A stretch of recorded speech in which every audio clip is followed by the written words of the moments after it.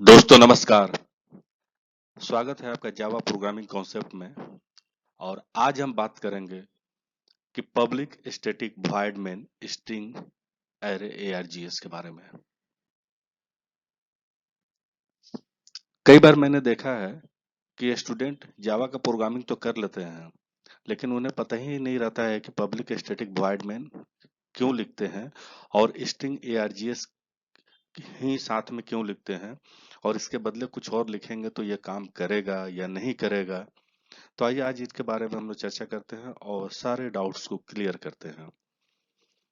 तो सबसे पहले है कि ये मेन मेथड क्या होता है।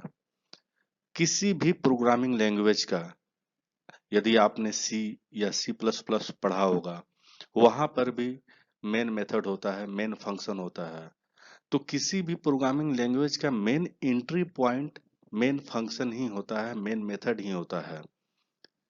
और उसी तरह जावा में भी मेन मेथड एंट्री पॉइंट होता है। जावा वर्चुअल मशीन, ये एक जावा का फीचर्स होता है। मैं कभी इसके बारे में एक वीडियो और बना दूंगा JVM के बारे में। तो ये क्या काम करता है कि यही इसको रिकॉग्नाइज करता है कि हम जब प्रोग्राम लिखते हैं, कंपाइल करते हैं, तो हमारा पर्पस क्या होता है कि प्रोग्राम लिखने के बाद उसका आउटपुट जो हम चाहते हैं वो आ रहा है या नहीं आ रहा। तो ये आपका प्रोग्राम को एग्जीक्यूशन के लिए JVM Java virtual machine main method को ही रिकॉग्नाइज करता है। बिना मेन मेथड का जावा प्रोग्राम रन नहीं करेगा।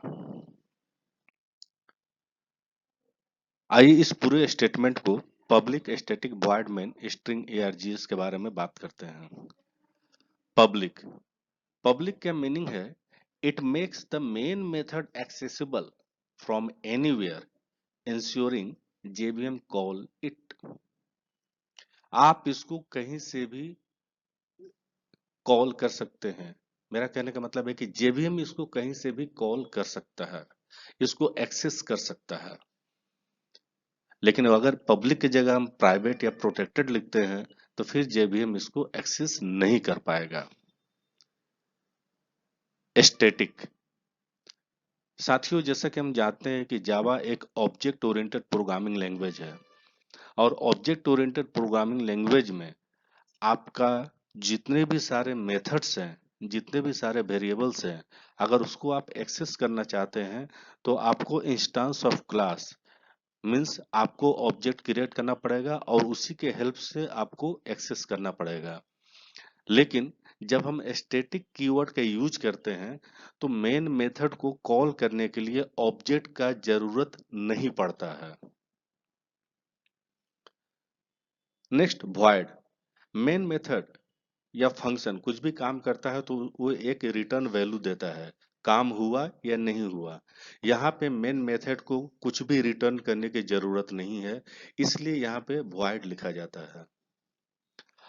और जैसा कि बात कर हम लोगों ने किया है कि मेन मेथड ही जो है हमारा एग्जीक्यूशन का एंट्री पॉइंट होता है। और लास्ट हम लोग लिखते हैं स्ट्रिंग ARGS और एरे का सिंबल देते हैं।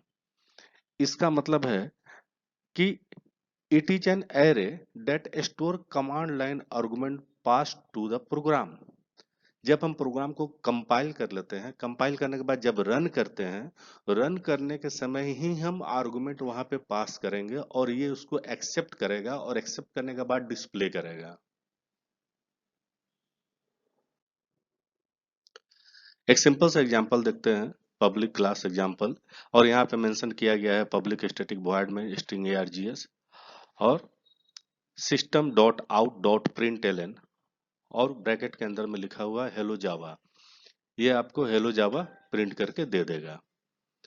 तो यहाँ पे सिस्टम आउट प्रिंटलन क्या है कि प्रिंटलन एक मेथड है, सिस्टम एक क्लास है, और प्रिंटलन मेथड को एक्सेस करने के लिए pre defined object out mention किया गया है, उसके मदद से हम लोग इसको एक्सेस करते हैं।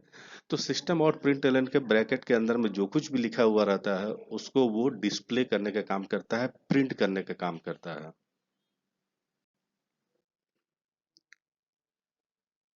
ये दूसरा एग्जांपल हम लोग देखते हैं कमांड लाइन आर्गुमेंट के लिए। यहाँ पे पब्लिक स्टैटिक वॉइड मेंशन किया गया है और उसके बाद system dot out println first argument args 0। Array में जब उसको डिफाइन किया जाता है तो एरे इंडेक्स का पहला वैल्यू बाय डिफॉल्ट 0 होता है, इसलिए यहाँ पे 0 मेंशन किया गया है। और दूसरे आर्गुमेंट के लिए args 1 मेंशन किया गया है। कंपाइल करने के बाद जब हम प्रोग्राम रन करेंगे जावा और फाइल नेम, तो यहाँ हमारा फाइल नेम क्या है, कमांड लाइन एग्जाम्पल, और साथ में ही कंटिन्यू बिना इंटर किए हुए हम मेंशन कर रहे हैं हेलो, फिर स्पेस देकर दूसरा वर्ड यहाँ मेंशन कर रहे हैं TCTS, और जैसे ही हम फिर इंटर करेंगे तो ये हमारा आउटपुट कुछ इस तरीके से आ जाएगा। फर्स्ट आर्गुमेंट हेलो जो कि एरे के पहले इंडेक्स में स्टोर हुआ, सेकंड आर्गुमेंट TCTS जो एरे के दूसरे इंडेक्स में स्टोर्ड हुआ, हमारे पास वो आउटपुट आ गया। मेन मेथड का जरूरत क्यों है? जैसा कि हम लोगों ने बात किया कि मेन यही स्टार्टिंग पॉइंट है, बिना ऑब्जेक्ट का इसको रन करना है, और ये हमको मदद करता है कि हम कमांड लाइन आर्गुमेंट भी पास कर सकते हैं। Can we write something else instead of string args? क्या हम लोग स्ट्रिंग args के बदले कुछ और भी लिख सकते हैं? जी हाँ, बिल्कुल लिख सकते हैं। स्ट्रिंग args जो कॉमनली यूज किया जा सकता है, दूसरे तरीका से हम लोग स्ट्रिंग args फिर एरे का साइन दे सकते हैं, और तीसरा तरीका ये भी है कि स्ट्रिंग 3 डॉट और उसके बाद args लिखते हैं, इसको हम लोग कहते हैं वेरिएबल आर्गुमेंट्स। इसका भी यूज करके हम लोग आराम से प्रोग्राम को रन कर सकते हैं। दूसरा है चेंजिंग पैरामीटर नेम, बिल्कुल आप पैरामीटर का नाम चेंज कर सकते हैं, जैसे कि स्ट्रिंग माई एरे की जगह आप XYZ कुछ भी आप लिखो, ये अच्छी तरह से काम करेगा। लेकिन साथियों, अगर हम पैरामीटर ही यहां से हटा दें तो JVM आपको एरर शो करेगा। ओवरलोडिंग मेन मेथड जावा में एक फीचर्स है, क्योंकि ये ऑब्जेक्ट ओरिएंटेड प्रोग्रामिंग लैंग्वेज है, तो इसमें एक फीचर्स होता है कि क्या मेथड को ओवरलोड किया जा सकता है।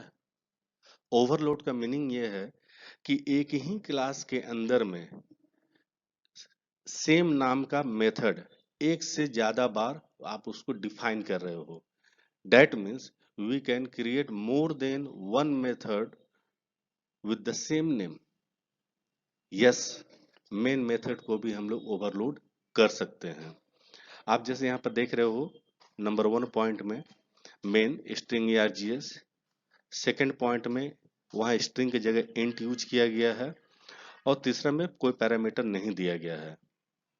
तो पहला वाला तो बाय डिफॉल्ट एग्जीक्यूट करेगा, दूसरे वाले में जहाँ इंट मेंशन किया गया है यहाँ पे कंपाइल तो होगा लेकिन आपका रन नहीं करेगा, और तीसरे में JVM आपको एरर शो करेगा।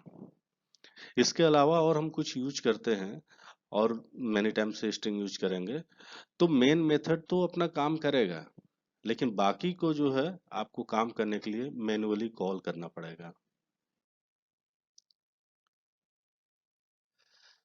अब हम लोग स्ट्रिंग args एरे के बदले हम लोग string dot dot args use कर सकते हैं, यानी कि वेरिएबल आर्गुमेंट्स यूज कर सकते हैं।